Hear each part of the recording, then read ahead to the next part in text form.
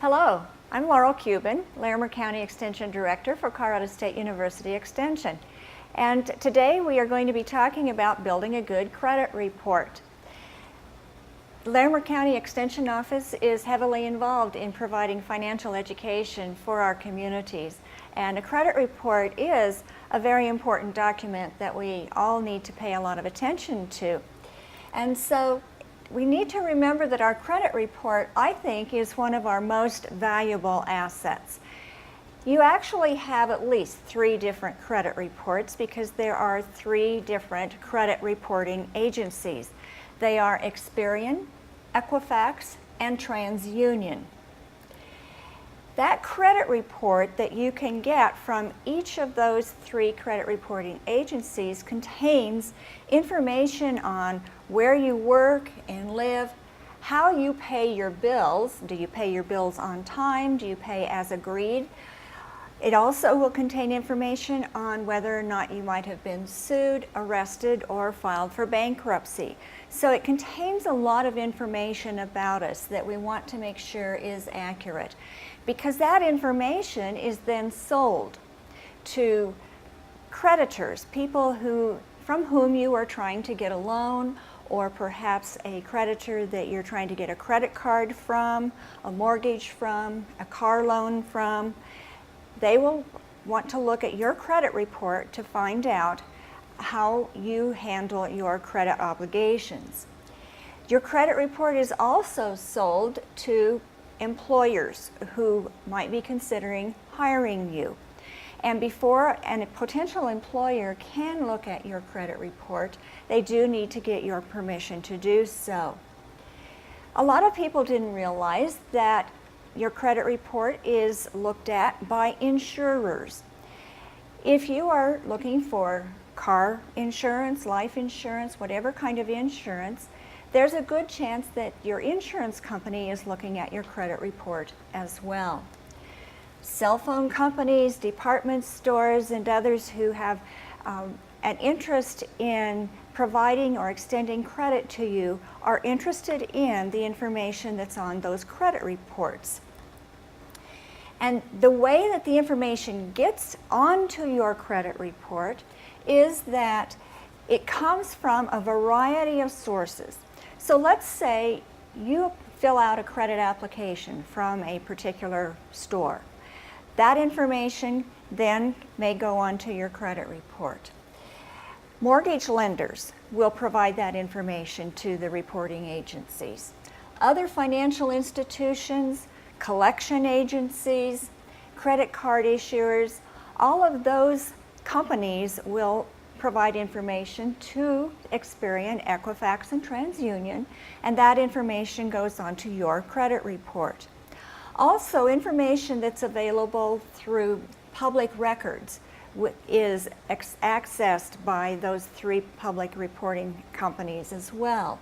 And so that's how information regarding evictions, child support orders, lawsuits and liens, bankruptcies, and other kinds of court judgments will wind up on your credit report as well. Now, when they are looking at your credit information, you need to know there are 2 different ways that your credit information is being looked at. One is called a hard inquiry, or a hard pull is how it's known in the industry.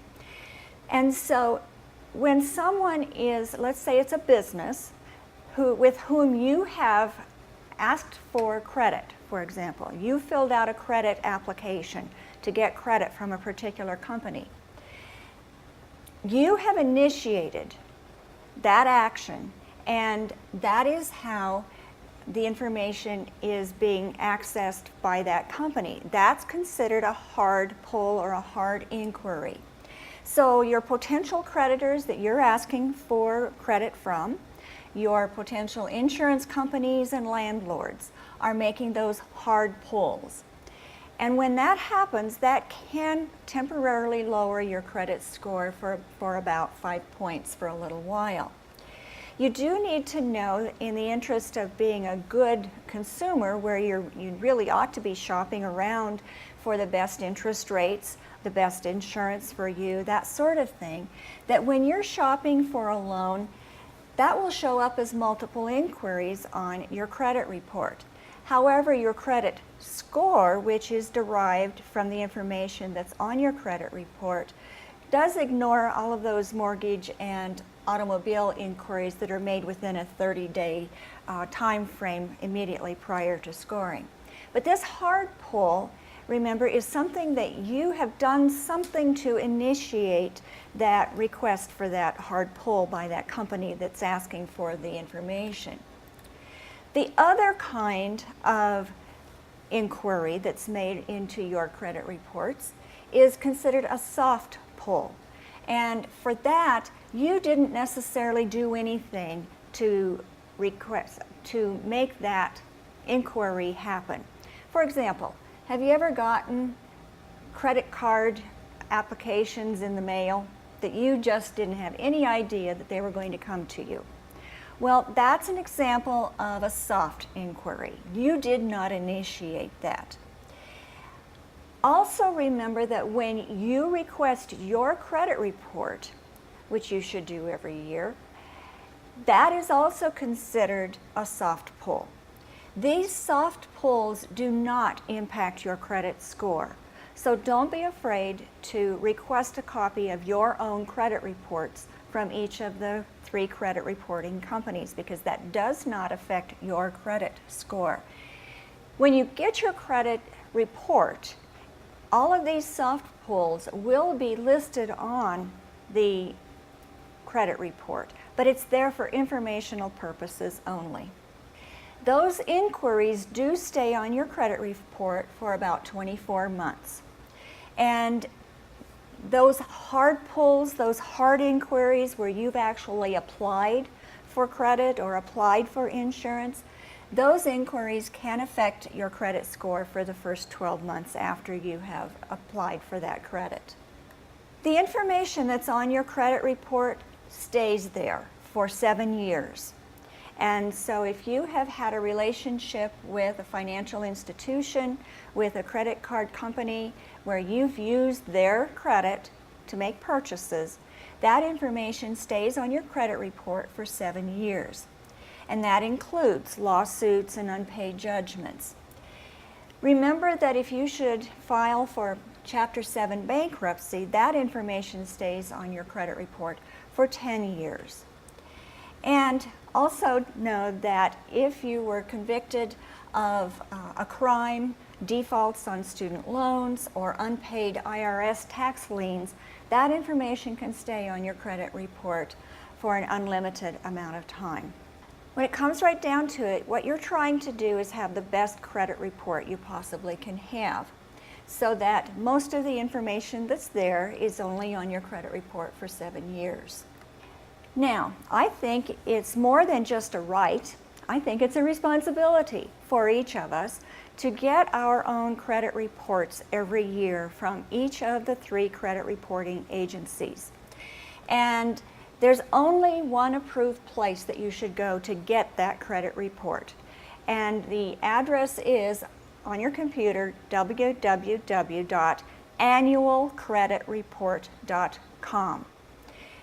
You may have heard of other places to go to try to get your credit reports, and I just want you to know that annualcreditreport.com is the place to go to get your free copies of your credit reports. In Colorado, you can actually get 2 copies per year of each of your credit reports. That's because Colorado law provides that opportunity for you to get 1 from each of those 3 entities each year. And federal law also gives you an opportunity to get 1 from each of those each year. And there may be other reasons during the year that you might have the right to get additional copies as well. For example, if you were denied credit because of something that was on your credit report, you could request additional copies of your credit reports.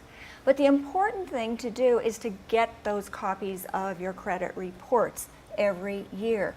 The reason that you want to get those is because only you know whether the information is accurate that's on your credit report. There are many credit reports that have inaccurate information, and it could just be because someone's name is similar to yours and their information was accidentally reported on your credit report. Or perhaps someone's social security number is similar to yours, and when someone was typing that information in and reporting it to one of the credit reporting agencies, a couple of numbers got switched. You need to know what's on your credit report because you want to dispute any inaccurate information that might be found on your credit report. And again, you're the only person who's going to know whether that information is correct or not. Now, I'll just say it one more time here. The place to go is annualcreditreport.com, and you can get all 3 of your credit reports at that website. It is a secured website. You'll need to give it some private information, but that's okay. They want to make sure that it's really you that's accessing your information. This is what that website looks like. And here it gives very clear instructions on how to get your credit report. You can print it out, and you can request just your Equifax report, just your Experian report, just your TransUnion report, or you can request 2 or all 3 at one time. One of the things that I often recommend is that you spread out those requests to get your credit reports. And in this chart, you can see that this is a chart that I use for my husband and myself. In January, I'll order my Experian report and his Equifax report. 3 months later, in April, I'll order my TransUnion report. In September, I order Frank's Experian and TransUnion and my Equifax. By doing that, I'm getting all 3 of mine and all 3 of his to make sure that we're sort of keeping track of what's going on to our credit reports. Now, you might think that if a couple is married, that the information would be the same on each of their credit reports. Not so, because it depends on any individual accounts. Perhaps a company that my husband does business with will report to 2 of the credit reporting agencies, not another. You just need to check all of them for yourself and your partner or spouse as well. And what you might do, because we can get actually 2 from each of those credit reporting agencies, is to incorporate a few more months during the year to order those additional reports. By looking at them over a year's time this way, you're able to keep a better eye out for whether or not anyone is using your information and your credit without your knowledge. We do have a fact sheet at Colorado State University Extension on credit reports, and I recommend that you go to this website to get that copy of that fact sheet, because in there it tells you how to access that second copy of your credit report. It's not difficult to do, but you might have to make an extra step or 2 to get it from each of the credit reporting agencies. When you get your credit reports, you'll discover that each of them uses a slightly different format for their credit reports. The information that's contained in those reports is similar information, but it may look different from Equifax to TransUnion to Experian. The kind of information that you're going to find there is the name of the companies that you do business with in some kind of a credit relationship, the account number, when you first opened that account, when the last set of activities were with it, what type of an account is it? Is it a mortgage? Is it a finance company loan? Is it a revolving account? What kind of account is it? There will also be information there on how much credit you have at your access. What's your credit limit on each of those accounts? There will also be information on whether or not you're carrying a balance, any past due accounts, and then of course the date that the information is reported. So regardless of which of the reports you're getting, that same information is basically there. It's just in a different format for each one of them. And you do need to check all of your credit reports every year for accuracy, because if the information is not accurate, you want to dispute that information. Again, that information stays there for 7 years. Bankruptcy stays for 10, and there's no time limit on your criminal convictions, and hopefully you don't have any of those, but nevertheless that could show up there. If there's negative information on your credit report, in other words, you missed paying some payments, you paid late, maybe you have an outstanding balance that you're just not getting paid down, you're not paying it every month like you have agreed to when you signed on the dotted line when you got that credit card or that loan. That negative information will only fall off your credit report with the passage of time. So after 7 years, unless it's a bankruptcy, etc., that information will eventually fall off of your credit reports. In the meantime, what you can do if you have negative information on your credit report saying, you know, late payment, late payment, late payment, you still can be doing something to improve your credit reports. Pay your bills on time. Reduce the amount of outstanding debt that you have. And don't be taking on new credit. If you'll do all of these 3 things, paying your bills on time, reducing the amount of debt that you owe, and limiting new credit, you'll gradually be improving your credit reports. If you find that there is inaccurate information on your credit report, in other words, somebody else's information is reported there, or you find that it's saying that you did not pay on time or pay as agreed, and you say, wait a minute, I really did, then you want to dispute that information. And so you can write them a letter stating the facts, provide your name, your address, social security number, date of birth to verify that this is you, this is really you that's disputing this information. If you've recently moved, then provide your recent other address as well. If you have some documents, say receipts, that show that you actually did pay when they're saying that you didn't, then send a copy of that information along. And send the letter certified return receipt requested to show that they did actually receive it and you know it. Keep a copy of what you sent in case you need to go back later on and contact them again for any reason to find out, you know, the status of the dispute. This is just an example of a dispute letter. You want to keep it simple. Stick just to the facts about exactly what it is you're disputing. You might even want to take a photocopy of that portion of your credit report that you're disputing, circle it, and send that along with the information that you're sending. Say what you're disputing, why, and the expectation, of course, that it would be resolved as soon as possible. And by law, they do have to check into it and try to help verify the information within a very short length of time so that you can know what the status of it is.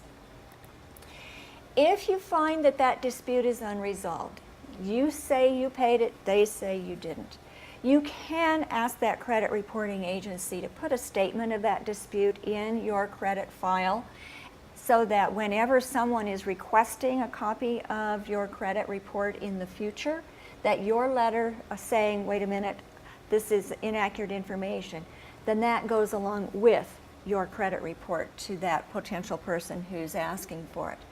Now, you need to know there may be a small cost for doing that. But if it's a significant item that's on your credit report and it's potentially going to keep you from getting that loan or that credit or that job that you might be really looking forward to, that might be worth paying that little bit to have that letter of dispute on file with your credit report so that potential lenders and others would know what your side of the story is. Most of us think that we just have one credit score. And the fact is, we have probably several credit scores.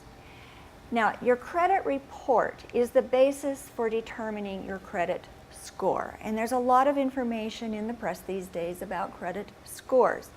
Your credit score is used by lenders and others with whom you're trying to establish a credit relationship of some kind. Even though you may order your credit score, and you usually do have to pay for that, whereas with your credit report, you don't have to pay for your credit report. But your credit score, you might have to pay for that. You typically do. Even though they may send you a number saying this is your credit score, just know that that's a snapshot in time on that particular given day, and that it may not be the score that's being used by the lender that you're going to. It will give you some kind of an idea of what your credit score is looking like, but it may not be the exact number, because many of the companies that you do business with will use their own set of computations to determine a credit score. And this list that I have here is just a list of some other kinds of scores that are used by particular companies or types of agencies, like auto finance companies or mortgage companies. There are any number of other ways of developing credit scores. But your credit score does make a difference, and we want our credit report to be just as accurate as possible and just as good as possible, so that we don't wind up paying any more interest than we absolutely have to. And what I have here is an example of how your credit score can make a difference on a mortgage. This happens to be an example of a $150,000 mortgage, and this is using data on interest rates as of March the 5th of 2013. And you see that there's a range of scores there. So if you would look at the top number up here, you can see that the range of 760 to 850 in the FICO scoring system could produce an annual percentage rate of 3.166%. And on a mortgage, that would make a monthly payment of $646. Notice that as your score goes down in this list, the interest rate goes up and your monthly payment goes up. Because if you are a higher risk and have a lower score, then the company that you're doing business with is covering part of the risk they're taking on by loaning you money. Because perhaps they've seen that you have missed payments along the way, or that at some point you filed for bankruptcy, or there was a foreclosure in your situation, or who knows what the situation may be. But the important thing here is that we want to have a FICO score as high as possible. And obviously anything over 760 would be a pretty good score. It doesn't mean you have to try to get to 850. If you're in that top range, then you're going to get the lower of the interest rates to be able to save money. And of course that adds up to a lot of money saved over the life of a mortgage. This is an example of a $20,000 automobile loan over 3 months, 36-month loan. And again, using March of 2013 interest rates, you can see here that the higher the score you have, the lower the interest rate on that car loan, and therefore the lower the payment per month for that car loan. If you have a lower FICO score, then you're going to wind up paying a higher interest rate and more money per month.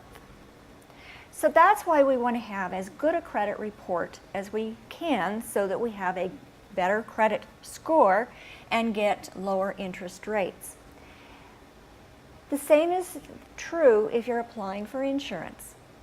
Your premium will be partially determined by what your credit score is. And so you want to have the best credit score you can to get lower premiums. When someone is looking at your credit report to determine whether or not to extend credit to you or to determine what premium to charge you with insurance, they're looking for some very specific things. And in determining your credit score, they are determining some important things. One of the things they're looking at is, have you paid your bills on time? I can't say that often enough. Have you paid your bills on time?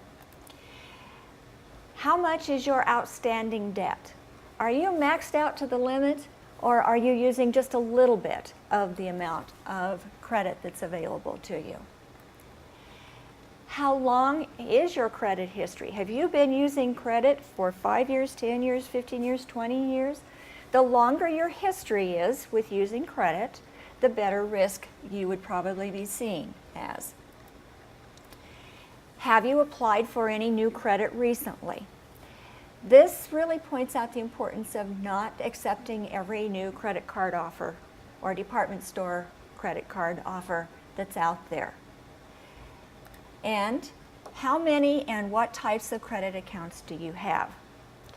When we look at how the percentage and weighting of each of those items is, 35% of your score is determined by your payment history.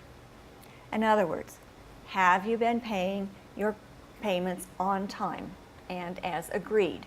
When you signed that credit card agreement, or when you signed that loan agreement, you signed on the dotted line saying that you would pay every month by a certain day of the month a certain amount. And so that's what that payment history is looking at, is have they been paying on time as agreed. Another 30% of your score is determined by how much you owe. In other words, if you have $10,000 worth of credit available to you, how much of a balance are you carrying? Is it within the 20 to 30% range that you're using, or are you nearly maxed out on the amount of credit that you have available to you? 15% of your credit score is determined by the length of your credit history. And that's a good thing, because for young people who are just getting started with their credit situations in life, at least it's not a large percentage of the determination. 10% is determined by whether or not you're taking on new credit, accepting new credit cards, etc. And 10% is a mix of other credit. Do you have revolving loans? Do you have finance company loans? Do you have a mortgage? What's the mix of the types of loans that you have? And that's how the FICO score is determined. FICO stands for Fair Isaac Company, and that's the company that developed this formula that computes the FICO score. And for us as a layperson to know exactly what that computation looks like is difficult, because it is proprietary information. And so these are generalities that are standard within all credit entities, but there may be some nuances that we aren't privy to. Now, I want you to know that there's not only the FICO score that's out there, but you probably also have a Vantage Score. A number of years ago, the credit reporting agencies went together and said, well, let's take a look at creating something that may make it easier for people to relate to. And so they created a Vantage Score, which is essentially being a way of determining credit scores that puts a person in an A, B, C, D, or F category, like back when you were in school. It's not used very much, but you would want to know, if you were getting your credit score, what scoring system they're using. Is it a FICO score or is it a Vantage Score?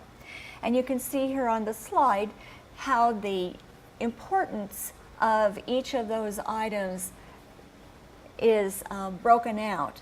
So payment history, 32% compared to 35% for a FICO score. Your use of credit, 23%.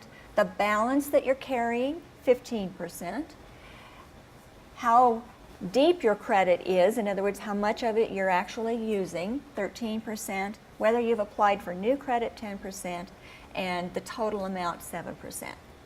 So just know that there are those two different systems for determining credit scores. Now, a question that I often get is, does closing accounts help your score? In other words, you've got several credit cards. Should you take some of those credit cards and close the accounts? Here's the answer. It depends. But what you need to do is consider the amount of credit you have to the amount of debt you have, or how much you're using that credit is what it's called, your credit usage. To help explain that, I've got a range here. Let's say that here's a person that has $10,000 credit limit. You add up all their credit cards and they've got a $10,000 that's available to them. But in this case, they're not using very much of it. Or they use a little bit and they pay it off in full at the end of every month. So, but they're not really carrying much of a balance. And so for this person, a person who's looking at their credit report would say, well, this guy looks like, or this lady looks like they're pretty good credit risk to me, because they're using credit as a tool and they're not carrying much of a balance for the amount of credit that they have available to them. Compare that to a person who has that same $10,000 available to them, but maybe they've got a balance of, say, $8,000. They would be considered a poor risk or poorer risk. And if they were able to get additional credit, the amount of interest they would be charged would be more than for the person that was a better risk. Now, let's say this person says, well, I've got these 4 credit cards. I don't think I want a couple of them anymore. And what they've done is they've taken the amount of credit that was available to them and reduced the amount of credit that's available to them because they closed a couple of their accounts. And so they brought down the amount that was available to them. But in this case, they're still carrying a balance. Maybe that's at about the $4,000, $5,000 line. So what they've done, they've changed their credit available to credit usage ratio, and they've actually wound up hurting themselves by doing so. If they had left that account open up there at that full $10,000 amount available to them and had this amount available in use, then it wouldn't be as bad. I hope that makes sense. You have to look at the amount that's available for you to use compared to the amount that you're actually using. And the closer those two are together, the greater the risk you are. The further apart they are, the better the risk you are, and the better the chance of getting credit at a better interest rate, or being charged a lower premium on life insurance, for example, that kind of thing. Another question that I sometimes get is, do I need a credit repair agency to correct my credit history and credit worthiness? I think we all hear ads on the television and radio and internet about contact us and we'll help clean up your credit, we'll take care of you.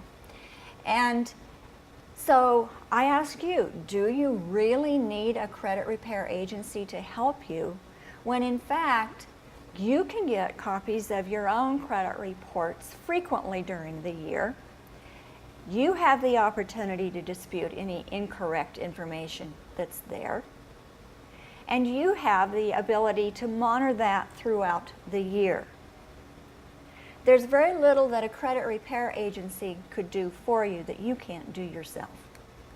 And generally, we say, get your own credit reports, pay your bills on time, reduce the amount of debt you're carrying, and you'll be doing essentially the same kind of thing that a credit repair agency would try to do for you too.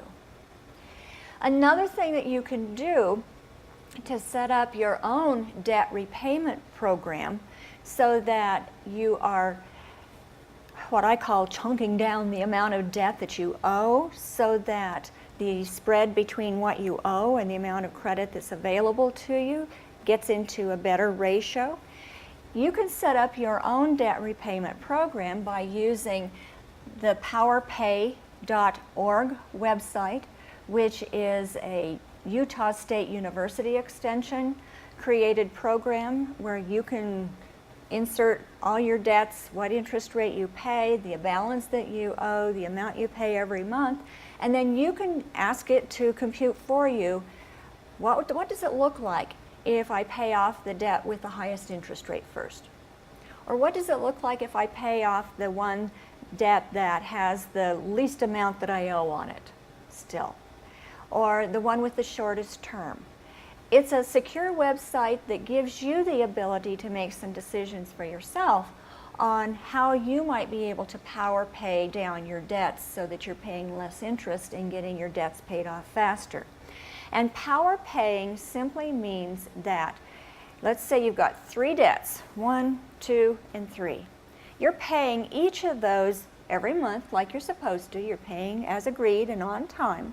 But after you finish paying off this one, because you've been accustomed to paying that amount of money out of your pocket every month, you take that amount, add it to the second debt, pay it down faster, and then when that one's paid off, you take both of those, because you've been accustomed to be putting that amount out of your pocket, and apply that to the third debt. And so you're really power paying down the third debt faster. Powerpay.org will tell you right there and then how much time you will have saved and the amount of money you will have saved in interest if you power pay your debts. So I would just suggest that that is a non-commercial site at Utah State University Extension that will help you compute those kinds of situations for yourself. And it also will take into account, should you get an extra sum of money, maybe you get an inheritance, you get a bonus at work, you get a tax refund, who knows where you get the money, legally and morally and ethically, of course. And it's a sum that you can apply to your debts to help pay them down faster. You can insert that into the powerpay.org program that you've set up for yourself and see what a difference it can make to help you pay your debts faster. The bottom line here is, I think, to get your 3 free credit reports every year. And remember, in Colorado, you can get them twice a year from each of the 3 credit reporting agencies. You need to correct any errors that are on your credit reports because you want the information to be accurate. You want it to be information about you and your paying habits and the amount of use that you are making of your credit. Pay your bills on time. I know I probably sound like a broken record with that, but that is just a big key to building a good credit record. And if you can't pay your bills in full, don't delay. Talk to your creditors immediately. Perhaps they will be willing to work with you so that you can pay less, but some at least, towards your bills so that they aren't out there wondering, am I going to get paid ever? And so if you can't pay your bills in full, talk to your creditors right away. And to the greatest extent possible, pay down the debts that you owe so that your credit usage is lower compared to the amount that you have available to you.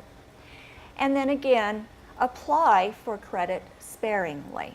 So think twice before saying yes when you're in a store someplace and they ask, oh, wouldn't you like to take out one of our credit cards? Because remember, that is one of the factors that is used in determining your credit score. Just know that once a debt goes into collections, it's creating a second black mark on your credit report. The reason it's gone into collections in the first place is because you didn't make some payments as agreed. You weren't paying on time along the way. So your credit report, your credit score has dropped because of that information alone. But then when a collection agency shows up on your credit report, shows that they're trying to collect money from you, that is another entry on your credit report that is a significant drop in your credit score, anywhere from 45 to 65 points. And about all those credit offers that you get in the mail, that you didn't ask all those companies to send you those credit offers where, you sign up with us and we'll get you a different credit card kind of a thing. You can reduce the number of credit card offers that you get in the mail. And it's very easy. You can go to the credit card opt-out line, and I've got the information here on the screen. You can either use that telephone number of 1-888-567-8688, or on the internet you can go to optoutprescreen.com. And this works. I've done it myself, and it may take a month or so before you stop seeing a major reduction in the amount of mail coming into your home, because some of those offers are already being processed and almost out and on their way to you. But this will reduce the number of those offers coming into your house. And of course, if you get any of those pre-approved credit card offers or any of those convenience checks in the mail, be sure to put them through a cross-cut shredder before disposing of them finally. And for the fact sheet that I mentioned to you about credit scores, and there's also one on credit reports that you can get from Colorado State University Extension free of charge. I've put the addresses to obtain those here on this last slide, because they give you a great deal of information on credit reports and on your credit scores, and how to have the very best credit report and credit scores you can possibly get. Do you have any questions that I can answer? Yes, ma'am. Okay, your question was, you had a debt that you owed, and you did owe an outstanding amount. So that's showing up on your credit report as late payments. Yeah, late payment. Okay, but since then, you did pay them all up, and so your question is, do you have to wait till the end of the 7 years for it to fall off, or is there something you can do to go back and ask that it be changed and reflected differently on your credit report? Well, my answer would be, it never hurts to try to go back to your creditor and ask if they would be willing to change that. But probably you're going to have to wait for the 7 years, and then it will fall off. I thank you for your interest in this topic of creating a better credit record and therefore a better credit score, because again, it is very, very important information that's used about each of us, and trying to have the best information out there so that potential employers, potential creditors, insurance companies, landlords, etc., can see the best information about us in our best light is incredibly important. And again, paying on time as agreed is one of the most important things that we can do. But thank you again for your attention.